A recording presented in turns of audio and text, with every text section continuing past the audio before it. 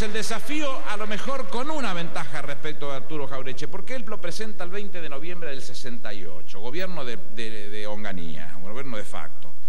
Nosotros tenemos una ventaja que él no tuvo, que es la información. Entonces nosotros nos propusimos a desmenuzarlas, a hacerlas pedazos a esas sonceras. Le llamamos sonceras por un problema de no ser tan excedido en las expresiones, con elementos, porque nos sobran logros para mostrarlos, porque tenemos elementos de sobra para mostrarlos. Habrán visto que es permanente la acción de la presidenta dando lugar a hacer un acto acá y presentar 2 o 3 o 4 actos a través de teleconferencias porque no da el tiempo material para poder cumplir con ese paso. Y entonces ese es quizás el punto en donde nosotros nos calzamos y empezamos a trabajar con ello. Partimos como partió Jauretche, de la madre de todas, de la madre que las parió a todas, como decía él, que es la civilización y la barbarie. Ustedes saben que eso está arraigado en los argentinos como si fuese el ADN de verdad de los argentinos. Todo lo que viene de afuera, y si es de Estados Unidos, ni te la cuento. Pero si es industria nacional, no debe ser muy bueno. Es una realidad que nosotros intentamos destrozar, desarmar o trabajar en consecuencia.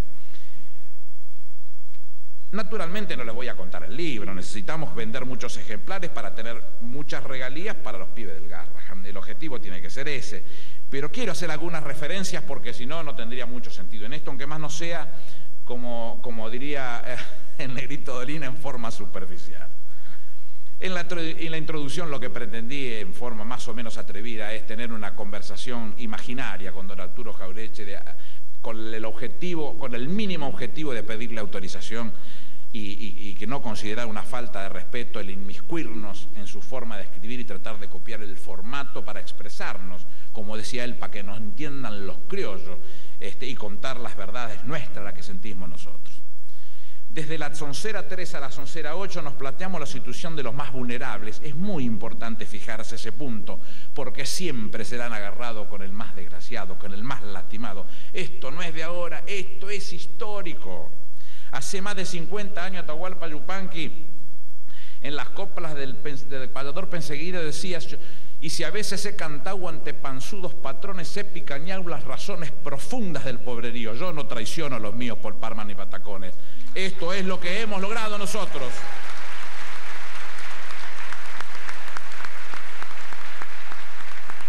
Si seguimos avanzando, entre la soncera 6 y la soncera 7 le demuestran que convivimos en un suerte de combo de una soncera, porque la soncera 6 nos habla de la inmigración de baja calidad.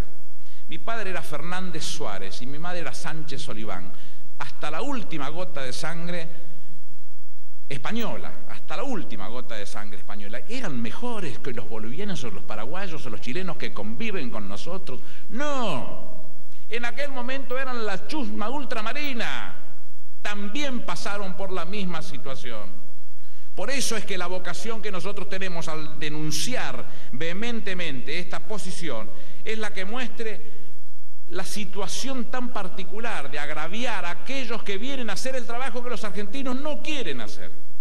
Entonces, nuestra posición, nuestra vocación es exhibirla como tal y desmenuzar y pretender evitar que se lo agravie permanentemente al pueblo trabajador, a el que sufre, al vulnerable, al que estamos tratando de rescatar todos los días, porque Néstor encontró este país prendido fuego con 54% de pobreza y 27% de indigencia. Esa transformación que hoy tenemos falta mucho todavía y es uno de los grandes desafíos que la presidenta tiene entre sus manos para la próxima generación. Pero si fuera poco esto, pasamos al segundo plano cuando hablamos de la soncera 7, entonces aparecemos con otra que dice: el problema de la Argentina somos los argentinos. Pero ¿cómo? ¿No eran los extranjeros? Había que rajar a los extranjeros, entonces hagamos una cosa, traigamos paraguayos, bolivianos, chilenos y resolvemos el tema. Pero entonces dejó de ser el problema los argentinos, el problema es la educación. Y estaba Alberto Silioni por ahí, y es el que tiene en esto mucho que ver, porque si el problema es la educación, bueno, Néstor se comprometió en el 2005 que en el 2010 iba a estar el 6% del Producto Bruto Interno y fue 6.47. Entonces el problema no es la educación, el problema son los políticos. Y si el problema son los políticos, participemos, y no hay mejor forma que resolver y rajar a los que no se quiere. Participamos, se los echa con los votos, que es la única forma que se debe echar a un político. Pero no se puede ganar. Entonces el problema es la educación de los políticos. Y ahí entramos en un tema que es medular. Cuando entramos a hablar de la educación de los políticos, el problema es el peronismo. Lisa y llanamente. Y acá se las dejo picando porque la vamos a retomar un poquitito más adelante. Pero entramos con la soncera 10, con una sesuda definición de hegemonía y autoritarismo. Se rajaron el mate con el ensayo de hegemónico. Yo cuento en el libro que es muy común que cuando empezaron a exhibir el término de hegemónico, en la cola del colectivo uno con el diario, leyendo, y por ahí cazaba que alguien lo decía, quedaba piola, dice, qué hegemónico Kirchner, ¿no? Y los otros decían, sí, qué hegemónico.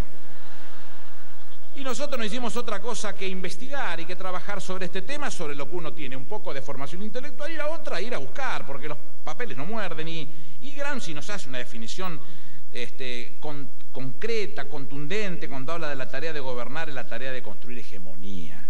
Es conducir, es estar al frente, es gobernar. Bueno, cuando el país andaba como el culo, el mundo nos cortaba la cara y Néstor vino y gobernó.